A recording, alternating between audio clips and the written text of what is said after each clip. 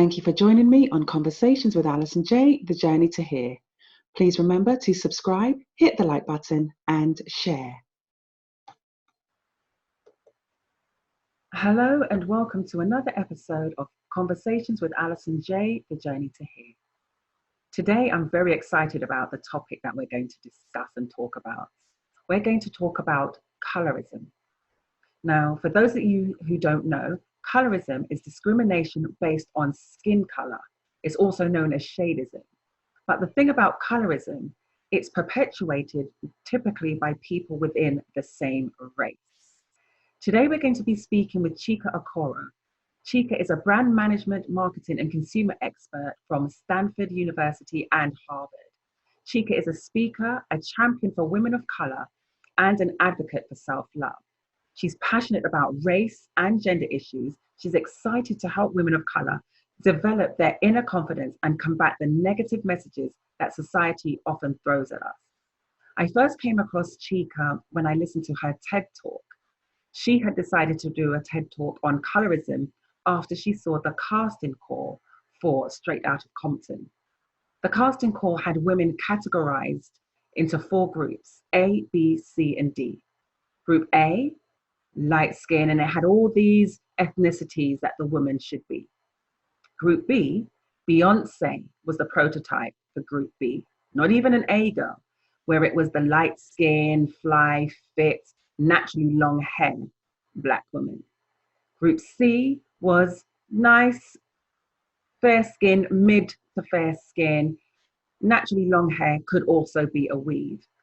Astonishingly enough, Group D was comprised of dark-skinned Black women, poor and out of shape. So based on that, Chica did her TED Talk. Chica, thank you for joining us today on Conversations with Alison Jaye. Welcome, Chica. Hello. Hello, Can how are you? See and hear me? I'm doing well. How are you? I'm doing wonderfully, thank you. I am so excited. Likewise, I'm excited to have this conversation with you. Oh, thank you so much. I appreciate you taking the time out to just help educate and inform about something that, for the most part, anybody that's a person of color knows about. Yep. But it's something that, and not even just people of color, because I'm sure I've heard white people say, but Black people, you're prejudiced too. Mm-hmm.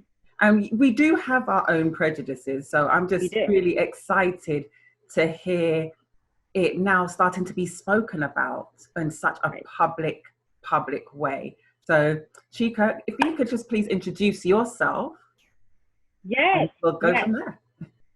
Yes, so I'm Chica. I am a public speaker on all things women empowerment, women empowerment, self-love, and, specifically focus on women of color. Thank you so much. And I first came across you when I listened to your TED Talk. Yes. And you know what I'm going to ask you, because I'm sure this is what everybody asks you, the Straight Outta Compton. Yes. But before we get there, I just want to ask you, what was it? What was your journey behind? What was behind your journey that even led you to be such an advocate of this topic? Yeah, and colorism is something that I've experienced my whole life. I think a lot of us brown-skinned women have had some type of experience with it. And growing up, I didn't know what it was called. Mm-hmm. I just knew that people that looked like me weren't, as favorable. You didn't know what it was called. You just knew it was a thing. Exactly. I just knew it was a thing. And it wasn't until I got to college and actually took a lot of African American studies type classes. And that's when I learned, oh, this is a thing. It's called colorism. This is where it stems from. And that really brought a lot of context into this phenomenon that is very real. Mm. And it's something that's not spoken about in the Black community, but something that we feel, we as brown-skinned women, as darker-skinned women, it's something that we feel. And, I think we've all come up with different mechanisms to deal with it, because it's something that exists and it's worldwide. Mm. And it's, you know, to your point about not knowing there was a name behind it, because I grew up in a West Indian family.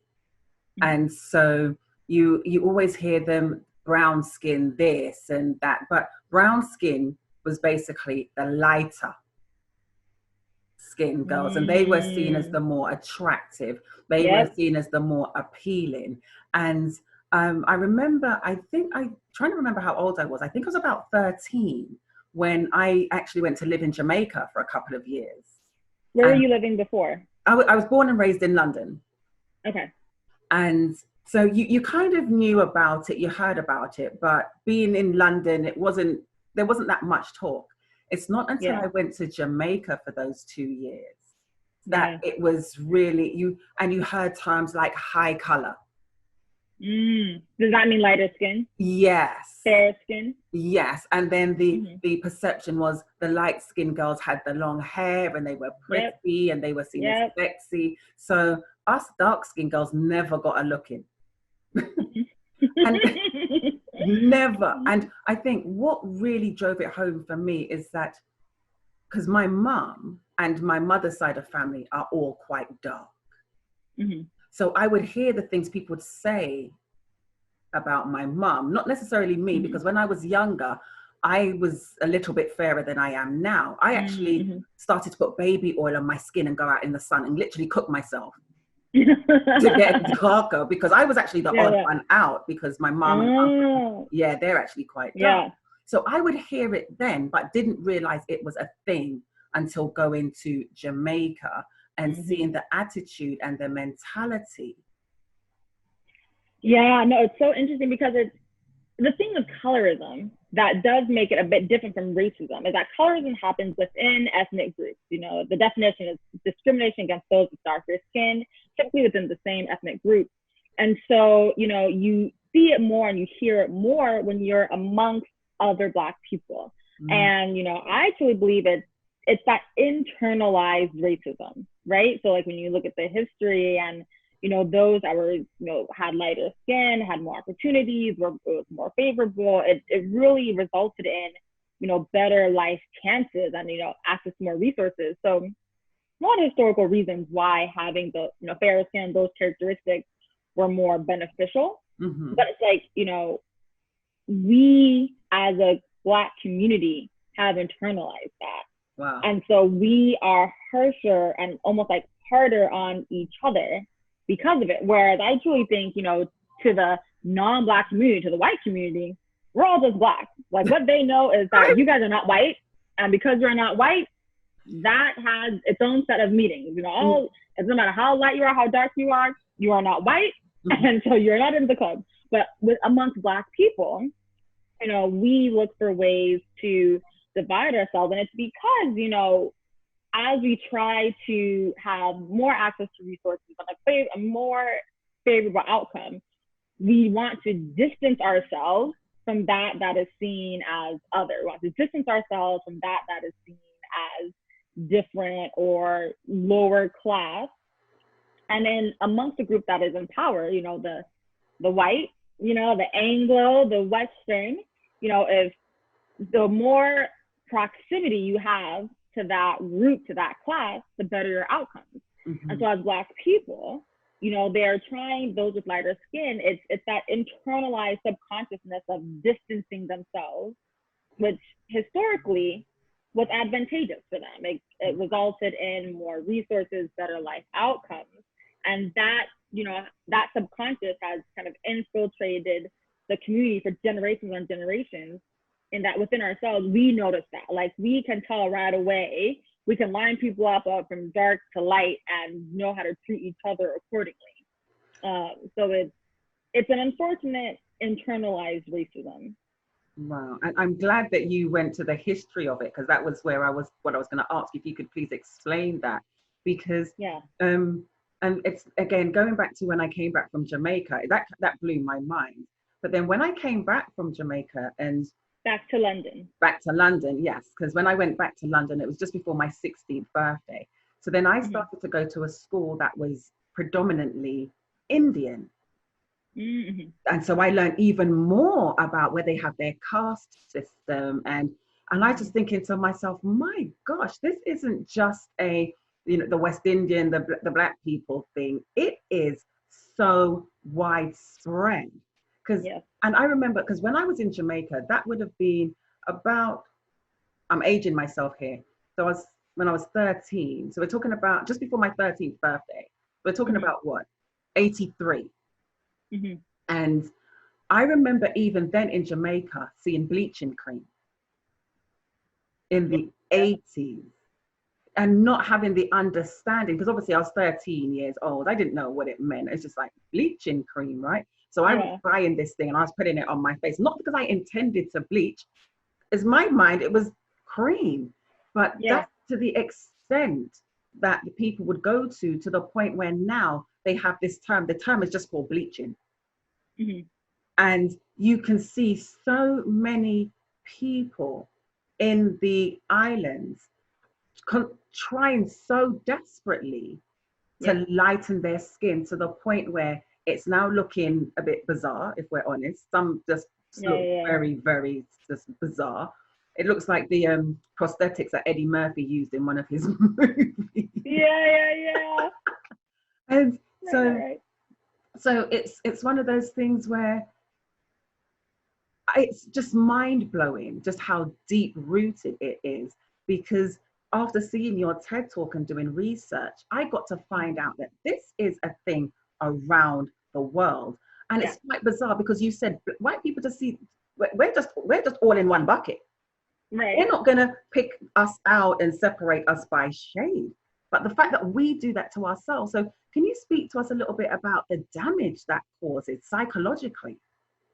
Yeah, no, it causes a lot of just internal self-hate, right? And I think that as a Black community, we already have a lot of trauma, right? Just historical trauma, whether it's Black people in the US and the history of slavery, Black people all over the world, and oftentimes there's some type of history of colonialism. And a lot of Caribbean countries on the island, history of slavery there as well. And so already there's a psyche and a mentality of, inferiority, lesser than, lower class. So that is already a burden that we carry that will take a lot of self-healing and work to shed and undo. And it's hard work because society still is, perpetuating those messages. So, we need to do a lot of that work ourselves. And so, there's already that happening. And so then for there to be, and I think it's stemming from that, which is how part of how colorism is able to still be sustained, because as people want to distance themselves from those negative associations, that's often tied to Black and Blackness. A lot of people just talk about, there's, along with racism, there's an anti-Black sentiment. And so as people are trying to distance themselves from Blackness, then that's why they, I have quote unquote good hair, I have light skin, and I have a fair nose, so I'm not like them, I'm not Black. And so those that do have those characteristics, it's like, well, why are these characteristics bad? If so many people are running away from them, then that must mean that I, as I am, there's something wrong with me. There's something wrong with my kinky hair. There's something wrong with my broad nose. There's something wrong with my rich melanated skin. And so, and it's, you already see the messages from white society, that doesn't paint Black people in a good light. And so it's even more hurtful when even within your own community, you're still being told that, like, oh, all these characteristics about you are unfavorable. And so many people are trying to say, oh, well, at least I don't have that, or at least I don't have that. And so it's, you can really develop this sense of self-hate, low self-worth, low self-esteem. And, those things really, those sentiments can really embed within you, And I think as Black women, we learn how to compartmentalize. And we throw ourselves in our work, in our studies, and all these other things to we try to use that as a way to heal ourselves from that inner hurt. But until we truly learn to love ourselves and accept ourselves, all these other material things can't solve it.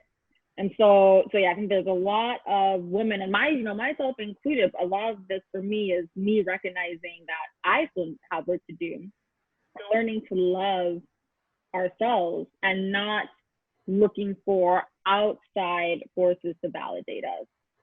And that's interesting that you're saying that you have some work to do, because when I look at you, I see a beautiful Black woman with flawless skin. I'm just doing my research on you, Stanford educated, Harvard educated. So what about yourself? In my mind, I'm thinking, what about yourself? Could you possibly have work to do? So it's amazing that it's not so much how somebody else will see you, but the fact that the messages have so been ingrained in you and so taken such deep root within you that you are not seeing what I see. And that's the insidiousness of it, these internalized messages, right? And these internalized, whether it's internalized self-hate or low self-esteem, which it seems like something that you can just get over. But it takes a lot of work. It takes a lot of reflection, a lot of doing the work, meditation, positive affirmations, to really start to unlearn all those messages that we just passively took in growing up. And so it's very damaging. It takes a long time to really come to terms and to undo it and to be able to fully express yourself. And I think that's what colorism does. It prevents a lot of women from being able to fully express themselves and fully actualize their full potential, because they're so busy trying to cover up this thing that they think is a burden. And it's funny that thinking about it, because it's almost associated with, like, dark skin is associated with ghetto and ratchet and a certain kind of behavior. So to your point, people just want to distance themselves from if they want to get ahead, when that's not necessarily so, because you have some light skinned women that are very ghetto and some very ratchet. Right.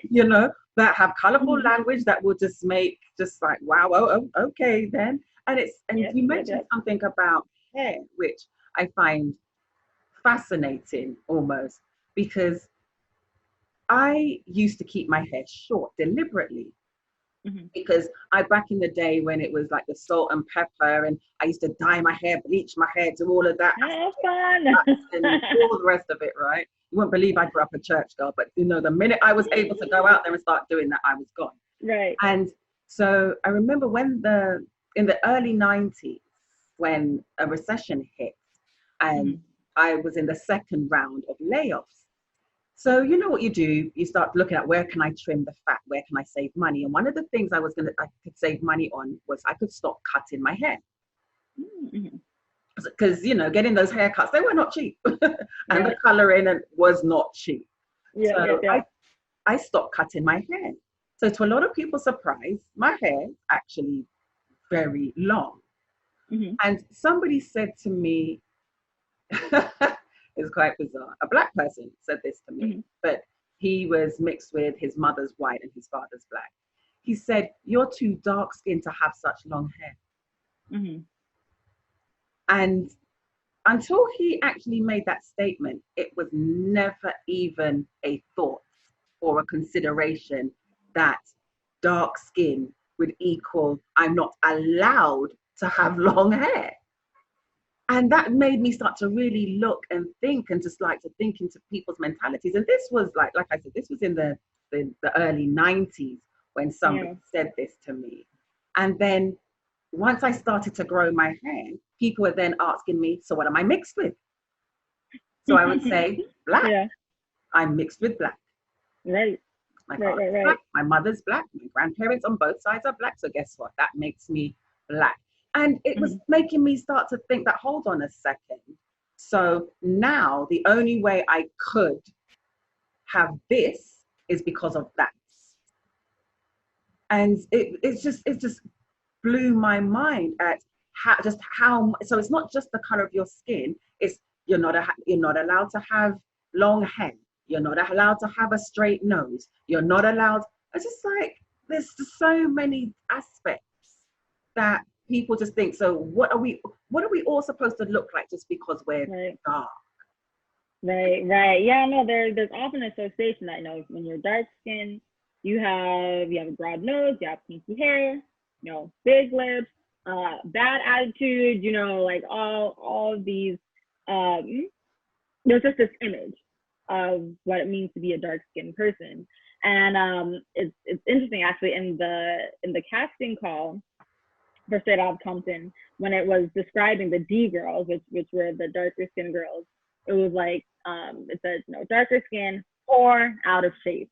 And let's just talk about that all the time of like, why is that because you're darker skin, you also have to be poor and out of shape? You know, like it's just this, and it's, the media is so powerful. And so that's what made it so unfortunate and discouraging that, you know, here you are, this huge movie, this platform where you really have an ability to change opinions, but instead you choose to continue to perpetuate that all dark-skinned people fit this particular mold. If you're dark-skinned, you're also poor, you're also out of shape. Like that is what it means to be dark-skinned, which is what sense when you have dark skin, you're like, well, then I guess I am those things too.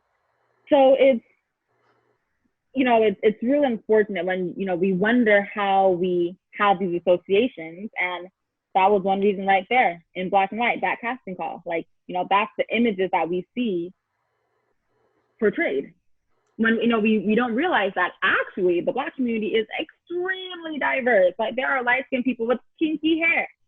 There are light-skinned people with broad nose. There are dark-skinned people with, you know, a tiny little nose and little lips, but then they do have curly hair. You know, like it's actually a mix, but we don't see that, you know, and so we're not, and so that limits our imagination for ourselves. And you mentioned the casting call. So until I heard you talk about it, I didn't even realize that could even possibly be legal. So for our listeners, can you please explain what that is? Because you said the D girls. So you saw the casting sheet for the movie Straight Outta Compton. Yes. Yeah. So, you know, I'll tell you even how I came about that. So I was obsessed with the movie. I loved Straight Outta Compton because I'm from LA. And so I was really excited for that movie to come out and really be showcasing the lives of Black people in LA. It was a majority Black cast. I truly did see it in theaters 3 times. I was just very hyped because that was before all these other Black movies came out that got a lot of acclaim. Like that was before Get Out. It was before Moonlight. You know, it was before Black Panther. So I feel like it was right at the start of you know, Black cinema in the US starting to really pick up again. So I was very excited. And so just as I was obsessed with the movie and doing all this research, I came across the casting call, and it's like, it was a scandal. So it was like, I remember it was all over Facebook, like, have you seen the Straight Outta Compton casting call? Like discriminatory Straight Outta Compton casting call. I'm like, that's strange, let me check it out. I'm not an actress. I was just interested in the movie. And I'm like, and I saw this discriminatory scandal. I'm like, wait, what? Like, how can that be? This is a movie that I love, celebrating Black life. And so when I read it, it was disheartening. So it was a casting call for female extras. There's not that many female main characters in the movie, so for female extras. And they had the women sectioned out into different categories of letters, A being the best, D being the worst. So there was A girls, B girls, C girls, and D girls. And the A girls, the description was like, you know, these are the hottest of the hot models. It listed out all these ethnicities. It actually didn't list out Black. It listed out all these ethnicities, you know, tall, long hair, all that jazz. That's the A girls. So B girls. But remember, there was something else about the hair. It had to be natural. Please don't leave out those parts about the hair. Yeah. So they described the hair in the B girls. So then when it got to the B girls, they said the B girls were, you know, super fine girls. They said Beyonce was the prototype, which is funny that Beyonce is not an A girl. Beyonce was the prototype, light skin and long natural hair. I remember, yeah. So B girls could be African American, but they have to have long, real hair. So I was like, okay, well, wouldn't be that. So I was back when I would love to wear weaves and braids and all that. Then get to C girls. So C girls were a medium skin tone, and could still had to have long hair, but it could be a weave. So remember, for A, it was black wasn't even listed. It listed all these other ethnicities. When we got to B girls, light skin, the long real hair. C girls are medium skin tone, could wear a weave, and the D girls was darker skin, darker skin for out of shape. And so just a clear ranking. Wow.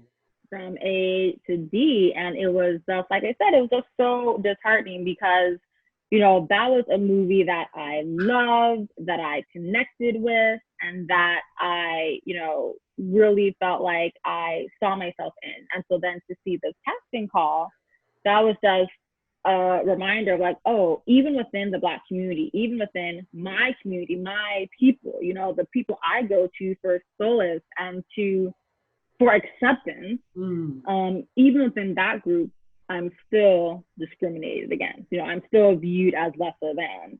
That's what made it so jarring and such a slap in the face. And that's what really spurred me to give that talk. Wow, that is mind blowing.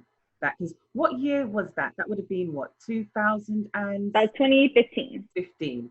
Okay. When the movie came out. So 2015, we're still seeing documents that are categorized into A, B, C, and D, and a real true description that was in black and white on paper. In black and white, I cannot make this up. And it's what you're saying of how you felt it when you went to Jamaica. It's like, this is within the Black community. This is a Black movie that was supposed to be celebrating Black stories and Black experiences, and within that circle, not all Black people are viewed equally, and so then when I went back and watched the movie, it's like, oh yeah, all their wives were lighter skin, as it follows the story of these rappers, NWA, huge rap groups in the US, and just as they get more successful, the women that they surround themselves with get lighter and lighter. Wow. And it's one of those things where it's like life imitates art, but also art imitates life. So, to some extent, that probably is what their life was like. As they got more and more successful, they probably surrounded themselves with lighter skin women, because for them, that was probably their way to show their success. That is, honestly, that is so mind-blowing that in 2015 that is something that's even there. And as you're saying that, because I remember, because I was so super excited to watch the movie, because I remember when NWA came out, it was a huge deal when NWA came out, when the album came out. And I remember I wasn't allowed to listen to it because being a church girl and all that. And you didn't have hip hop and the profanity in music in the UK to the extent it was here. So you can imagine how big a deal that was when it came out. Right? So, and you know what it's like, as much as parents don't want their children exposed to things, you're going to have a friend that's got it. Of course. So I heard the album and I knew the album and I knew it very well. I just knew not to sing it at home. So when the movie came out, it's like, yep, I'm one to go and see it. If I had known about the casting call, I'm not sure if I would have paid money to go and see it. And so that's the thing. And so that's what made it so, that's why I felt it so deeply, because I loved it. I loved that movie. And so to see that was before I knew about the casting call. And so then to see the casting call, I was just like, really? Wow. Like, you too? NWA, right? You too believe these, and what it made me feel is, I'm like, yeah, they do feel that way, because that is part of the Black community. Wow. That is the ugly side of the Black community that we don't talk about. That there is a very real feeling of colorism. And there is this very real discrimination against those that are lighter skin, or sorry, against those that are darker skin. Like that is a characteristic of our community that hopefully there will be more conversation about, and hopefully a more consciousness of. So to the extent that, you know, it's just been a latent subconscious thing, hopefully now people can be more aware of, like, oh wait, like, you know, do I only talk to light skinned people? You know, do I treat them better? Like, do I truly have preconceived notions about those that are darker skinned? Because it's part of our history. But you know, the first step is knowing it's there, because then we can start to do the work of, you know, unlearning it. Yeah, and I'm glad for people like you that are prepared to give TED Talks and speak about it, because the reality is it does need to be addressed, and the lid needs to be blown right off it if we're very, very honest. And you know, and I remember in your TED Talk when you spoke about the pencil test and the paper bag test. Yep. Now, I'd heard of the pencil test before. I definitely had. And it's funny because even though I have long hair, my hair's very kinky and very black. So when it's all washed, because I've gone natural now, because I used to have my hair relaxed, and the last couple of years, I've gone natural now. So believe me, in its natural state, unless it's blow dried, nobody's pencil is falling out of my hair. However, but my hair is long. Yeah. You know, so you think about that and you just think, okay, so that pencil test is so, and any one of us that had relaxed hair would pass that pencil test anyway. Yeah, when it's relaxed, yeah. So talk to us about the pencil test and the paper bag test, because I'd never heard of the paper bag test before. Really? I would say most people I talk to have heard of the paper bag test and haven't heard of the other test. So paper bag test is, you know, you had to be lighter than a paper bag. And that was, you know, that's just an example of, you know, Black people discriminating against Black people. You know, it definitely wasn't white people saying like, hey, if you are lighter than the paper bag, you can be in this club. Remember, for white people, it's just, if you're Black, you're not in. I don't care how light you are. But for Black people, you know, part of that, you know, trying to distance themselves from that is viewed as negative and trying to look more favorable, they have to find a way to say like, hey, well, our group of Black people is different from those other group of Black people. And so our group of Black people should be treated special and given better treatment. And so one of the ways that they try to distinguish that, you know, of course, skin tone is a big one. And so, you know, a brown paper bag, I like to call that like Crayola brown. So like if you know, got a Crayola crayon set, the one that's like just brown, that's just like, you know, quote unquote regular brown. And so if you, to get entry into a lot of social clubs, whether it was sororities or fraternities in colleges or just different professional social clubs, part of the criteria was being lighter than the brown paper bag. And that is how they were able to maintain their status. That's how they were able to signal to the, you know, white people that were in power that, hey, we're different. We're different, you know, we're not like those people, and, you know, insert all the negative stereotypes, you know, ghetto, uneducated, but no, we're not like them, because look at us, you know, we look more like you guys, our hair is straight, our skin is light. So yeah, no, that is something that we had used to discriminate against each other. And that is why for a lot of, you know, sororities and fraternities, or, you know, historically Black fraternities and sororities in historically Black colleges, there are some where it's like, wow, like everyone in this club is light skinned, interesting. And me, from my family's from Nigeria, so you know, just the history of Black people in the U.S. was a lot was me learning it, and you just kind of notice, like, oh wait, these groups, everyone is light skinned. How strange. Then you learn the history, and it's like, oh, it's on purpose. And while now no one today is allowed, you know, to do those tests, but it's like, you know, if you think of the generations beforehand, all the people in a certain club, they're all a certain skin tone, and they make sure that they marry people a certain skin tone, so their kids are a certain skin tone. And often you're in, you know, whether it's sororities or social clubs, it's like your parents are in it or things like that, and so it just kind of gets then as they recruit people, you know, they make a more of an effort to recruit people that look like them. And so that's why today, well, there's no brown paper bag test.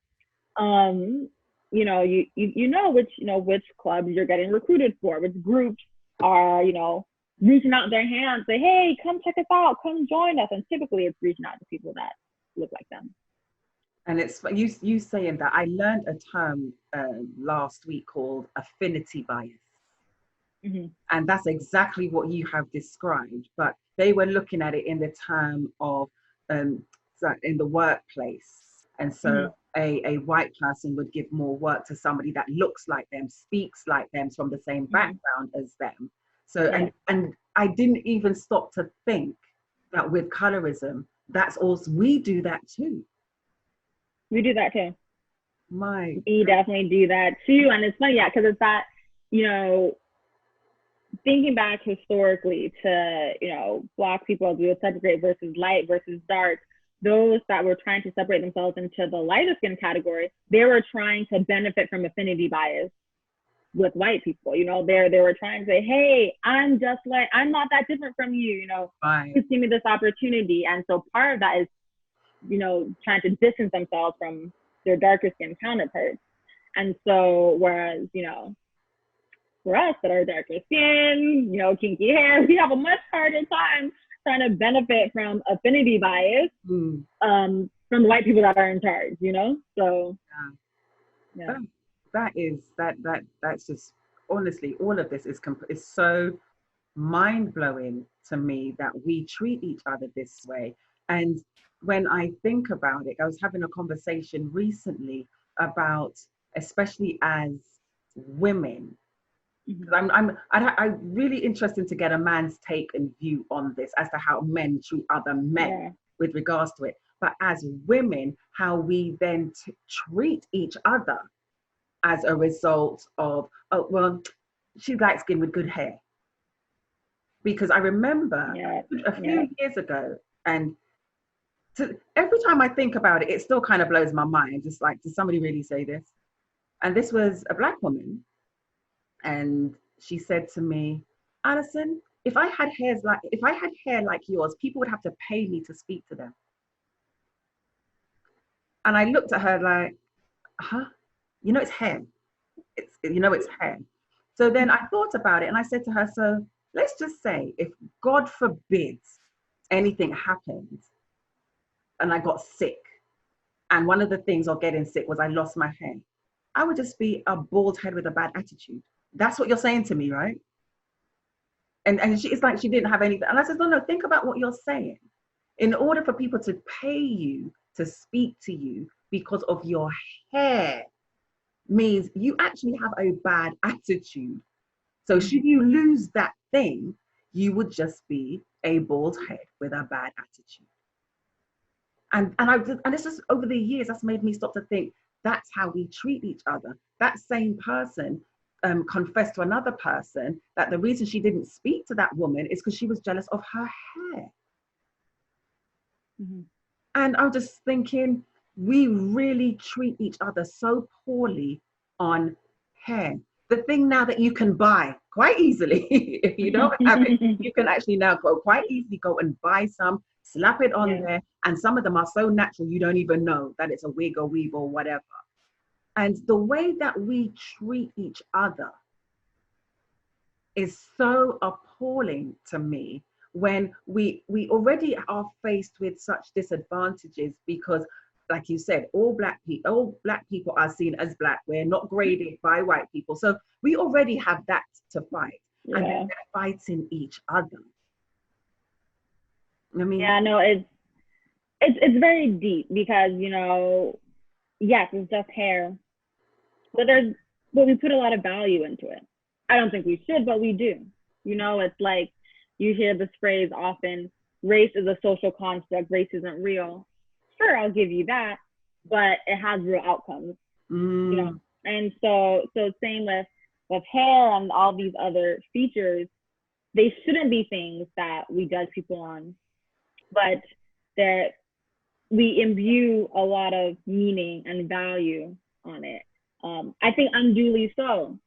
But it stems in history. Once again, when we look to, those that were able to demonstrate affinity and closeness to the people in power, the white people in power, that that was a matter of life and death at that time. Wow. And so that has just stayed with us through the generations. So we do put a lot of meaning and power into these superficial characteristics, and it's there, and it causes there to be a lot of deep hurt within the Black women community, and you hear it a lot. You hear the anger in Black women's words, whether it's the jealousy or kind of you said something like, oh, I don't want to talk to her, she's light skinned, or she's light skinned, she must have a bad attitude. Like there's a lot of pain, a lot of pain and hurt there. And when it's not dealt with, it comes out and as anger, it comes out as just, spewing negativity, when really it's a pain within ourselves, right? Like it's, just all those messages we've internalized that have taught us to not like our skin and not like our hair. And we don't know how to deal with that feeling. And so we express it by expressing hate towards those that maybe are lighter skin or have looser curls, when, they didn't do it. They were born light skin just like you were born dark skin. None of us had any choice in it. Right. And so, it's definitely not productive and not helpful to spew, negativity towards our lighter skin sisters and our, the lighter skin members of our community. So when I see that, I recognize that, there's a lot of pain there. And when that person really needs to, just there's a lot of internal healing that person needs. Yeah, and it's true what you're saying about there's a lot of pain there, because I remember just before going to live in Jamaica, so because I went to a lot of schools, anybody would think that my family were in the forces the way that I moved around. So I started my high school in a school that was predominantly Black, and it had a good mix. So then we moved to an area where I was the only Black girl in the entire year. Oh, wow. Yeah. So I've gone from somewhere where pretty much everybody looked like me to I was the only one. And I remember I would walk into the classroom, and on the chalkboard, they would have these big tribal heads drawn with a bone going through the nose and an exaggerated large nose and the lips. And like I said, remember back then I was a little bit fairer than I am now, because that was before I started to really go out in the sun and things like that. And so to your point, they said we're not looked at as shades by anybody else. And it was a Black boy that would do that to me. It was a Black boy. I remember his name, and I'm not going to out him, but it was actually a Black boy that would actually draw that on the board. And I was just thinking, but hold on, there's only the two of us here. But because he was fairer skin and he had nice curly hair, so guess what? He more aligned himself with the white kids, and then was asking out the white girls and stuff like that. And it was just like I received more hurt and pain from my own. Yeah. And yeah. And in that example, I would say that person, that young man, he has a lot of hurt and pain too. Because the only reason, I heard a phrase that I think resonates. It's you can't push a button that's not there. You can't be triggered if there's no hurt there. So you coming into that school as another Black person, that triggered him. Right? Whereas if he was like, it didn't trigger the other white people, they're just living their lives with other white people. But for him, seeing you, like that there was a trigger there. Because he knows that, hey, he is also Black. But you being there it's triggering, it's threatening his identity and kind of how he's trying to fit in and find his identity in that predominantly white space. And the only way he knew how to deal with it is to put you down. It took the target off his back and put it on mine. because believe me, some of those white kids did other stuff. It's like, to this day, it's like, seriously, people.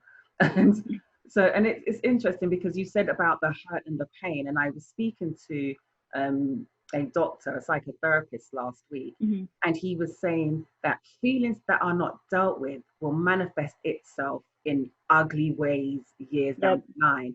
And that seems to be what we then are exhibiting toward and manifesting towards each other, that anger that we're projecting towards each other. And it's amazing that the way that you can tie it in now to so many different areas and aspects of your life. And hopefully with conversations like this and bringing it out and exposing it, because you can't keep a wound bandaged up without it and expect it to heal. You're going to have to take that dressing off for air to get to it to heal. So I'm really hopeful that with work that you're doing and people hearing these kind of messages, we collectively can start to heal, because we are beautiful people. Let's make no mistake about that.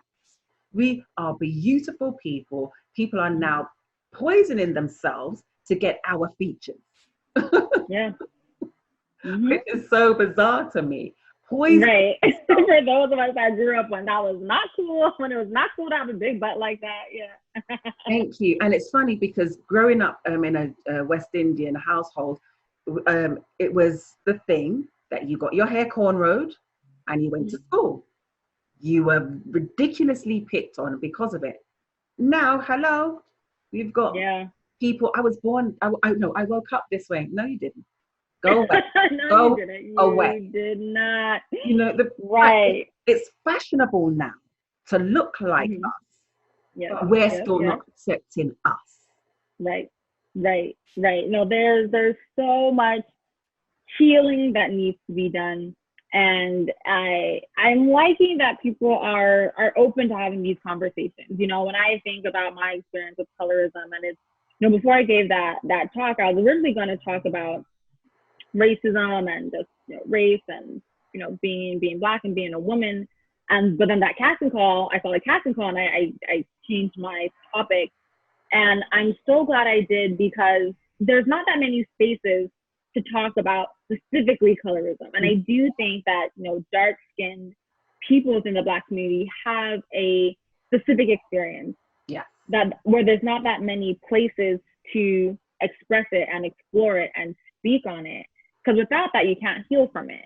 And so I'm hoping that now people can feel encouraged that, like, hey, you know, I'm not alone in what I'm feeling. You know, I used to feel like I'm alone. You know, people know that they're not alone in what they're feeling, and that they can kind of come out the other side with self-love, self-acceptance, self-confidence, so that you don't have negative feelings of jealousy or resentment towards our, you know, lighter skinned brothers and sisters. You know, you need to have that self-love and self-acceptance first in order to truly come together in community with others. So yes, great, thank you. So Chica, what is next for Chica? What are you working on? Where can people find you? What's next for you?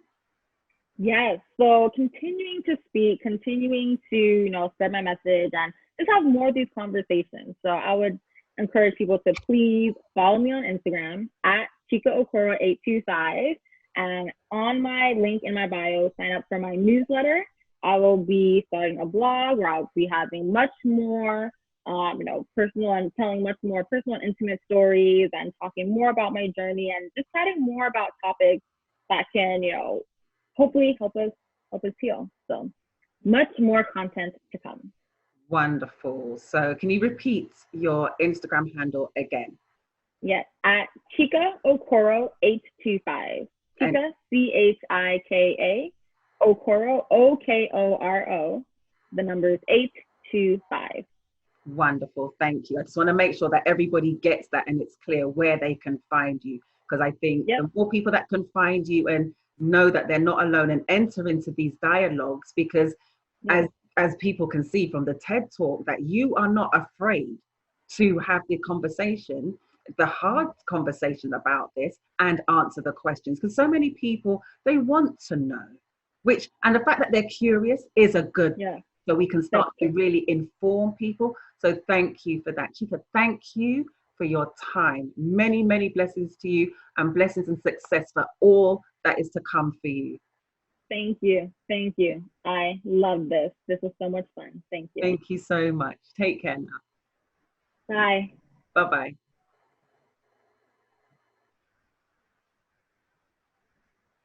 Well, there you have it. Colorism.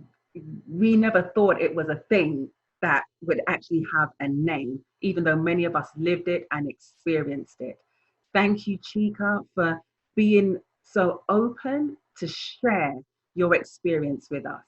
Until next time, see you soon on Conversations with Alison Jaye, The Journey to Here.